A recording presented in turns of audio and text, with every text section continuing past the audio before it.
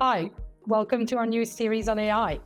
Over the coming months, we'll be exploring the key challenges and opportunities within this rapidly evolving AI landscape. Today, we will focus on AI and strategy implementation in a law firm.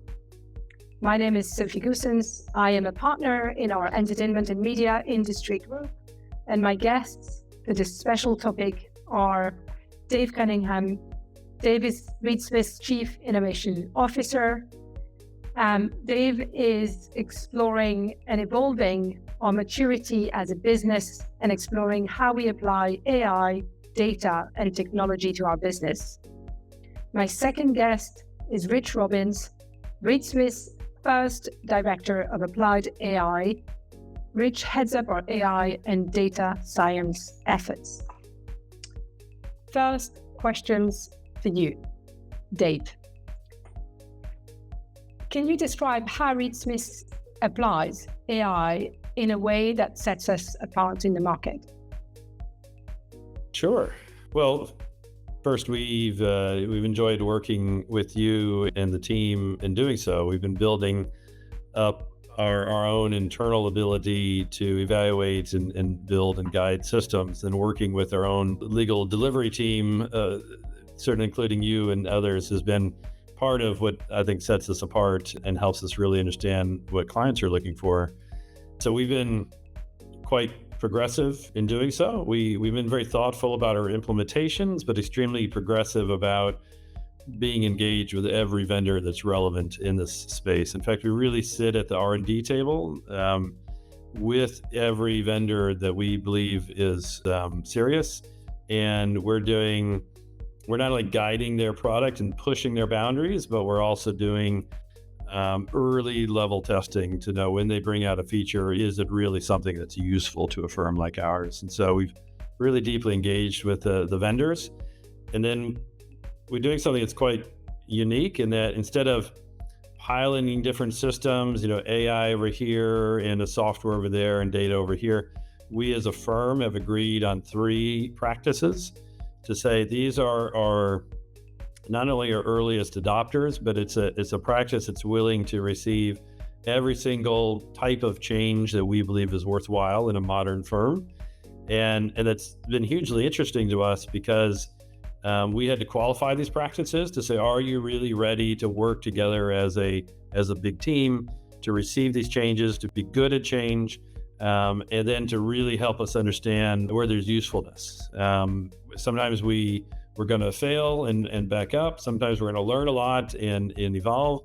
But by getting 3 entire practices in our firm to agree, it gives us a spotlight to say, how do we move extremely fast in those areas, learn the lessons, and then the rest of the firm can really watch and observe and learn and hopefully get jealous of their successes as we go. And so having management support behind that and having those group leaders deeply engaged in us makes it so it's not just a theoretical exercise. We're actually making changes to the way we're delivering services, and then involving clients in those practices. That's really helped us make sure that we're having impact on what matters to the client. And then I would say another aspect that really affects that is that Reed Smith has perhaps more than any other, these what we call alternative teams. These are part of our legal service delivery teams, but they're not partner track lawyers. And so we have a subsidiary called Gravity Stack. We have a team called the Red Team. We have a group called Sigma Process Lawyers in our Leeds office. Different pockets around the firm that we pulled together as a global pool of resources. Think of them as kind of another level of our pyramid of service delivery.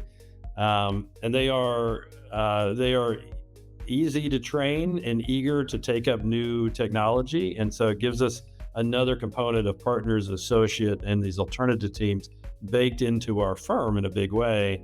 And so as we are studying our practices and thinking about the way AI can be helpful, we can not only make sure the right level is doing the right work, but that especially these alternative teams are eager and fast to change.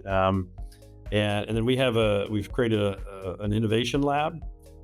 And instead of being just looking at the newest tech and saying, how do we build something, they're really looking at us more as a patient to say, what can we do to unlock new value in the way you're delivering services? We're looking at the outcomes the clients expect, and then how do we rethink how we could deliver that service? And so having the lab study us, having pioneering expertise in the AI side, these alternative teams, we've got a lot of tools that we can pull together to rethink how we can apply services. We call that legal teams of the future, because we really want to be designing for what's appropriate in 3 years and then building our path to achieve that. So AI isn't all of that, but it is a big part of the experimentation to say, how does that impact us? It may not be perfect now, but it is evolving there, and how do we push the boundaries so we are getting there as early as possible? A lot of different parts coming together. Thank you, Dave. Rich, I know that you've been tracking and looking at the way we have been using AI for the last few months. So what have you learned from looking at that? So thank you, Sophie. This space is evolving so rapidly, and it is nascent. So many of the tools, the things that we see, are really not living up to the hype just yet. But again, things change so very rapidly. And so I think that rather than looking at something, making a snap judgment and perhaps walking away or making a decision, it's important to start to build a relationship with the team that's giving us this technology. And as Dave said, we try very hard to have a seat at the table. So as much as I'm looking at what they're offering us right now, I have an opportunity to help shape where they're going and to look and focus on those people who will take our feedback and craft what they do to meet our needs. And I think you need to focus on the space with that in mind. In many cases, you may have looked at something 6 months ago. You might as well have never looked at it at all, because things change so fast. The second, and as you'd mentioned, I've been with the firm for just a few months. I've been thinking about this space for a long time.